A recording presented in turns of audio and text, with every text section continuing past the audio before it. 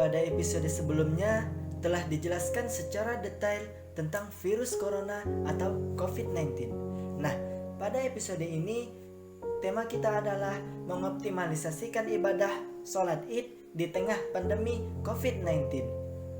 Bulan Ramadan akan segera berakhir dan tinggal menghitung hari lagi kita akan bertemu dengan Hari Raya Idul Fitri, yaitu hari kemenangan bagi umat Islam.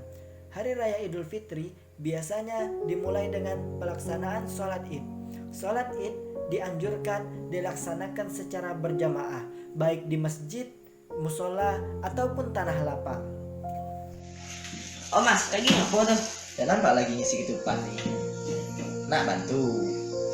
Alas. Bisa ceritain kita ke sembahyang Id di mana? Pada masa pandemi COVID ini lebih baiknya sholat itu dilakukan di rumah. Karena kalau kita melakukan sholat Id di tanah lapang ataupun di masjid itu bukan jalan terbaik karena kondisi kita tidak memungkinkan.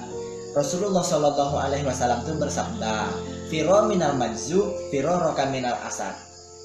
Larilah engkau dari orang yang terkena penyakit menular seperti engkau lari dari seekor singa. Nah, dalam kaidah usul fiqh juga telah dijelaskan menghindari kemudaratan itu lebih diutamakan daripada mencari kemaslahatan. Nah, ini artinya bahwa pada masa COVID-19 ini melaksanakan sholat Id itu lebih baik di rumah daripada di masjid. Karena sunnah melaksanakan sholat Id di masjid atau di tanah lapang itu sunnah ketika tidak ada wabah. Ketika ada wabah disunahkan untuk di rumah karena menghindari dari kemudaratan tadi. Nah, itu masalah lanjutnya kita dengar ini. Sesuai dengan peraturan dan anjuran dari pemerintah untuk memutuskan rantai COVID ini, lebih baiknya melaksanakan sholat Idul Fitri di rumah saja, baik dilakukan secara individu atau berjamaah. Sholat Id bisa saja dilakukan secara berjamaah di masjid, musola, ataupun tanah lapang jika diyakini bahwa tempat tersebut benar-benar aman dari penularan COVID-19 ini.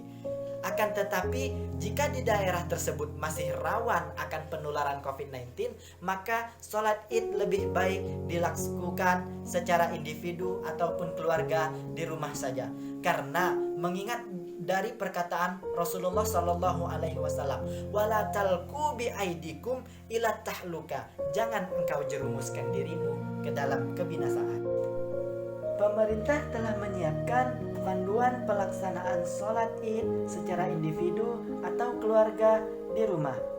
Jika sholat Id dilakukan secara individu, maka niatnya adalah usolli sunnatan Idul Fitri rakaataini lillahi ta'ala. Sahaja aku sholat Idul Fitri 2 rakaat karena Allah Ta'ala. Dilakukan dengan bacaan pelan atau sir. Tata cara pelaksanaannya seperti sholat Id biasanya, namun dilakukan tanpa adanya khutbah.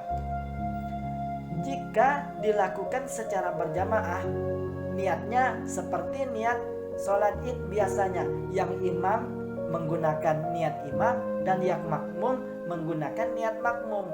Jumlah jamaah minimal 4 orang yang terdiri dari 1 orang imam dan 3 orang makmum.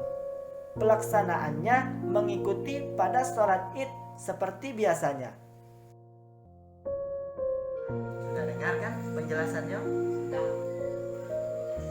Oh, jadi lebih baik di rumah saja. Iya, lebih baik sholat Id di rumah saja.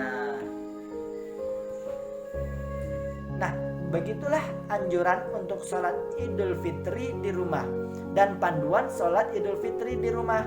Tetap jaga kesehatannya ya. Semoga kita semua selalu dalam lindungan Allah Subhanahu wa Ta'ala.